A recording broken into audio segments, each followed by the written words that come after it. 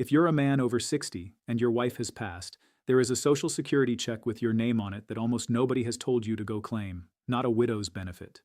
A widower's benefit. Yours. And here's the part that should make your jaw tighten a little. Almost every article, every pamphlet, every well-meaning explainer about this money is written for women. Widows. As if a man who buried his wife somehow doesn't count. You do count. You paid into this system for 40 years, and so did she. And one of those two records is sitting there right now, and you're allowed to draw from it. Stay with me to the end, because the single most valuable piece of this isn't the check itself. It's the timing move at the very end that can turn one survivor check into two separate raises. Most men never hear it. Let me say plainly what this is because the name trips people up. When a married person dies, Social Security lets the surviving spouse claim a benefit based on the person who died. The official term is a survivor's benefit. And yes, the word most people picture is widow. But the law does not say widow. It says surviving spouse. A husband whose wife has died is a surviving spouse. Full stop. If she worked, if she paid into Social Security, her record didn't vanish when she did. It's still there, and as her widower, you may be able to draw a monthly check off of it for the rest of your life. Now let me kill the two thoughts that just went through your head, because they're both wrong. The first one is, that's only for women, or for people who never worked. No, it's for the surviving husband just as much as the surviving wife, and it does not matter that you worked your whole life.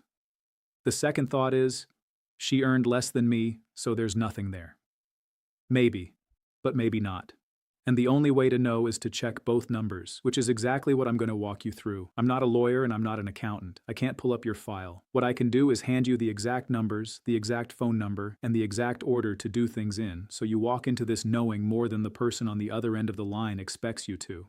So who qualifies? To claim as a surviving spouse on your late wife's record, generally you need to have been married to her for at least 9 months before she died. You need to be at least 60 years old, or 50 if you have a qualifying disability. And you need to be unmarried now, unless you remarried after age 60, in which case you're still fine. Read that last part again, because a lot of men trip on it. If you got remarried at 62, you did not throw away the survivor benefit from your first wife. The rule only bites if you remarry before 60. After 60, it's protected. Here's the number that matters most, so let me slow down. If you claim this survivor benefit at the earliest age, 60, you get about 71.5% of what your late wife's full benefit would have been. If you wait until your own survivor full retirement age, which for most men listening is somewhere between 66.5 and 67, you get the whole thing, 100% of her benefit. And every month you wait in between, the percentage climbs. So the check is smaller if you grab it at 60, and it's at its biggest by your mid-60s. Let me put real dollars on that, because percentages don't pay the light bill. Say your late wife's full benefit worked out to $2,000 a month. Claim as her widower at 60, and you're looking at roughly $1,430 a month. Wait to your survivor full retirement age, and it's the full $2,000. That gap, that $570 a month, is almost $7,000 a year for the rest of your life, riding entirely on when you file. Now run your own wife's real number in your head. Whatever her monthly check was, take a little under 3/4 of it for the age 60 figure. That's your floor. The ceiling is the whole thing. And I want to name something that genuinely bothers me here. A man will sit for 2 years thinking he's not entitled to a dime because everything he ever read said widow. Meanwhile, that check compounds, month after month, unclaimed. Nobody at Social Security is going to call your house and say, "Sir, your late wife left you a benefit, come get it." That call never comes. The money just sits. Now here's the piece I told you to wait for. And it's the whole reason a man should watch this to the end. This is the timing move, and it exists because of one quiet rule almost nobody explains. For most Social Security benefits, when you file, the government forces you to take everything you're owed at once. You can't pick and choose. But survivor benefits are the exception. The rule that forces you to grab everything at once does not apply to survivor benefits. Let that sink in, because it's the key to the whole thing. What it means is this. You can claim the survivor benefit off your late wife's record now, start drawing that money, and leave your own retirement benefit completely untouched, sitting there, growing. And your own benefit doesn't just sit still. For every year you delay your own retirement past your full retirement age, up to age 70, it grows by about 8%. Not 8% one time. 8% a year, stacked until 70. That's a raise the stock market can't promise you and can't take back. So picture how a sharp widower actually plays this. He files for the survivor benefit on his late wife's record at, say, 62 or 63.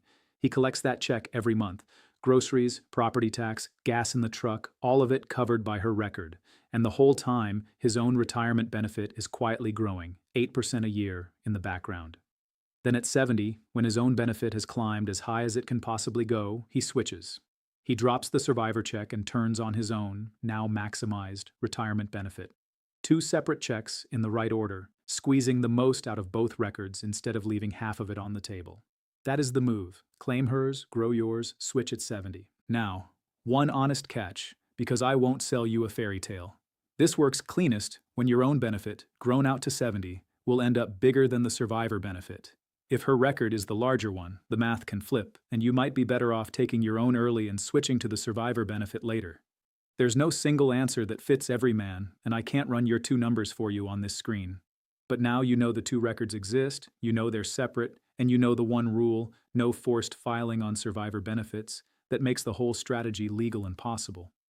That alone puts you ahead of 90% of the men in your shoes. There's one more trap I have to warn you about, because it quietly eats survivor checks and men walk right into it. If you claim that survivor benefit before your full retirement age and you're still working a job, the earnings test kicks in. In 2026, if you're under full retirement age the whole year, you can earn up to $24,480 before it starts. Go over that, and Social Security holds back $1 of your benefit for every $2 you earn above the line. So a widower who's still pulling a decent paycheck and files early can watch a chunk of that survivor check get withheld. It's not gone forever. They credit it back to you later. But if you need the cash now, that surprise stings. The clean version, if you're still working a real job, is often to wait until you've stopped or scaled back before you turn the survivor check on. Now here's how you actually claim it, because this is where good intentions die. You cannot do this online. Let me repeat that, because it catches everyone. Social Security does not let you apply for a survivor benefit on their website. There is no button. You have to call them or go in person. The number is 1-800-772-1213.